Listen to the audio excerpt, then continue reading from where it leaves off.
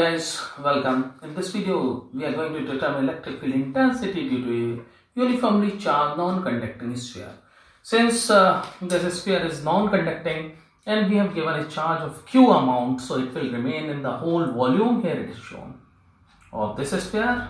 It will not move on to the surface, and the radius of the sphere be capital R. So we can here define a term charge density is charge per unit volume. Total charge is Q and volume of the sphere is 4 by 3 pi r cube. Remember this. So in this video we are going to determine E outside. E means electric field outside this sphere, E on the surface, and E inside. So this is for this we have to apply Gauss law, and here in this way we are going to apply the Gauss law. Here phi total is equal to summation Q over epsilon naught, and phi total is equal to integration of whole surface E ds cos theta, where theta is the angle between E and ds surface. This you all know already. So let us start this. This is the sphere in blue color you are seeing, and this is the point, that is distance is small r, where we have to determine this electric field. So this is E out. First of all, we are going to determine this expression of E out. And for this E out, we have assumed a Gaussian surface. Here it is, and now we are going to apply this one for this. Phi total integration E ds cos theta. We want this. So first of all, let us determine the area vector. Here, this ds is area vector. Is, remember, it is always normal to the area. So surface is this whole surface. It is spherical Gaussian surface. This one shown with the dashed line. So its area vector is outward this way, outward and perpendicular. So it is here. This is area vector, this is ds vector. And what about E? We know that since it is a positive charge, and positive charge is always radially outward, so at this point electric field would be along the radius this way. This is the direction of E also. So can you tell me what is the angle between E and ds? Here angle between E and ds is 0. Both the vectors are in same direction. So let us apply this. So this states that phi total is equals to E ds cos theta, E ds cos theta with integration, and let us put the value of cos theta to be 0 here. So phi total will get E ds cos 0 means 1. So phi total here we are going to get, we'll take E outside integration ds. Can you tell me what is the integration ds? Ds means whole surface. This is the surface, a small surface we assume to be ds surface. So integration of this ds surface means whole surface area. And what is the surface area of this Gaussian surface? It is spherical, so its surface area is 4 pi small r square. So now we will apply this. Phi total is equals to summation Q over epsilon naught. And what is summation Q? Summation Q is the whole amount of the charge which is inside the Gaussian surface. And can you tell me what is the amount of charge we have supplied? It is plus Q charge. So summation Q will be Q upon epsilon naught, and these two terms we are going to equate. Let us equate these two terms because this phi total LHS is same, and RHS we have to make them same. So E into 4 pi r square is equals to Q upon epsilon naught. It implies that E outside is given by 1 upon 4 pi r square into Q this is Q upon 4 pi epsilon r square, and it is kq over r square. So this is the expression of E out. So E out comes here, kq over r square. Got it? So this is the expression of don't you think that this is the expression of a point charge? Point charge at r distance we get E is equals to kq over r square. So with these two expressions we can say that for the point which are outside the sphere, this non-conducting sphere is behaving like a point charge. This is a very important conclusion. You have to just you have to just write this. You should write this. This is very special point. So now let's find this E surface. For E surface, what we have to do? Nothing we have to do. We have to just put R is equals to R. If we put R is equals to R is equals to capital R, then we are going to find E surface. So E surface is KQ over capital R square. This is E surface, expression of E surface. Now let's find this expression inside the Gaussian surface. So inside the sphere, expression of E inside. For this, what we have to do? We have to assume a Gaussian surface inside. Let us assume a Gaussian surface. Separately, we will assume this Gaussian surface. Let us give this charge. This is whole amount of charge given. This charge is Q we have supplied, and let this be the Gaussian surface. I am showing this is Gaussian surface because here inside R we have to determine what? We have to determine E at this surface. Got it? E, it is E inside.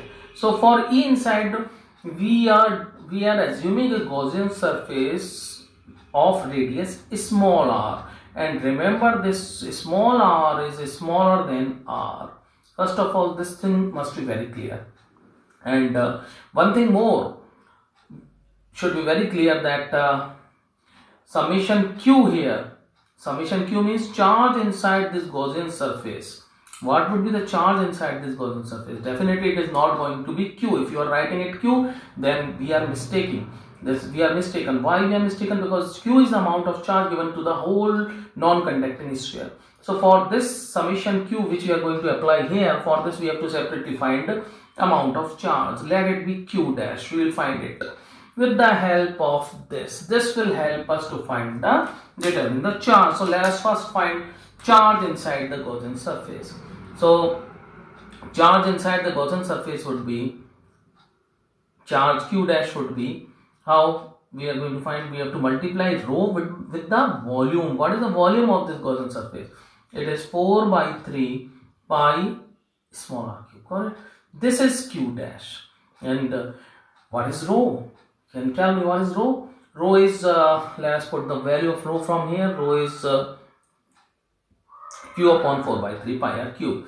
Let us put here, in terms of q, we want to write this charge. So q upon 4 by 3 pi r cube into this rho I have used, and into this 4 by 3 pi r cube. Got it? So these all things will cancel out, and what we are left with? We are left with this. So q dash is q upon q r cube upon r cube. This value, wherever we are needed, we will put in. Got it? Now let us see. Now let us apply this. Phi total is equals to integration E ds cos, again it would be 0 because this is Gaussian surface here, E would be here, and the area vector is also here. So theta is equals to 0 between E and ds. Got it? And here, this is similarly what we have done here. We are going to repeat it same for this also. So E is equals to integration ds, and what this cos 0 is 1. What is integration ds? It is 4 pi r square. So we are going to now apply this also. This one, phi total is equals to summation q over epsilon naught, and this summation q we have already assumed to be q dash. Let it be q dash over epsilon naught, and this q dash we have determined in terms of q, it is r cube over r cube. So what we have to now do? We have to just equate these two equations. Let us equate, because phi total is same. So when we are going to equate these equations, we are going to get E into 4 pi r square is equals to q into r cube over r cube. So what we are going to get? Let's see. This r and r will be cancelled out. So we are going to get this E is equals to this. Do not forget this also here. It should be epsilon naught also here, epsilon naught also here. So E is equals to q into r, this one, upon 4 pi this one, epsilon naught this one, into r cube, and what we are getting, E inside is equals to k q This one is K, you know it. 1 upon 4 pi epsilon naught is K. KQ R upon R cube. This is the very important expression we have determined. We have to remember this expression also. What does this expression tell? First of all, let me write it here. KQ R over R cube. Can you tell me what does these expressions tell? Let me know all these steps. First of all, for you, we are going to plot a graph between E and R. This is very important graph regarding exam point of view. Let us have this graph also. In this graph, we are going to plot a graph between E and R. For what is R? R is distance. What is E? E is electric field. Let us plot this graph. Let us mark a point. R is equals to R. This one is on the surface. R is equals to R. Let us put this first of all, and it is outside. This region is R greater than R. R greater than R. This one is R and this one is R. R greater than R. For this reason, it is E out is directly proportional to 1 upon R square. With R, the graph would be like this. Correct? So here we can write E is proportional to 1 upon R square, and at surface, this is E is equals to this one, KQ over R square. KQ over R square. One thing should be very clear, that most of the students I've seen committing mistake here. In this, what we have to do in this region is R smaller than R, and this region is R greater than R. Correct? This is R greater than R. For this reason, let us see this expression. Come on, have a look. This is KQ R over R cube. With what we are going to plot? We are plotting graph. We are plotting graph between this R and E, and you see from this expression, this E and R are directly proportional to each other. So this is the form of the graph E inside. It is clearly explaining that in the region inside the sphere, it is E is increasing. So you should know it very. You must write it, and you must know it that E inside increases with R, while E outside decreases with R. Correct? And where is E maximum? So you can see from this, E is maximum here. This is the point. What is this point? E is maximum at surface. And can you tell me from this graph? Just have a look on this graph, and can you tell me that where E is 0? Definitely, if you are saying center, then you are correct. This is the center point. This is from here we have started R. So R is 0 here. E is 0 at R is equals to 0, means at center. So this was all about today's lecture, and I hope everything is you have written everything and makes note. In next video again we are going to meet. Till then, take care. Bye for now.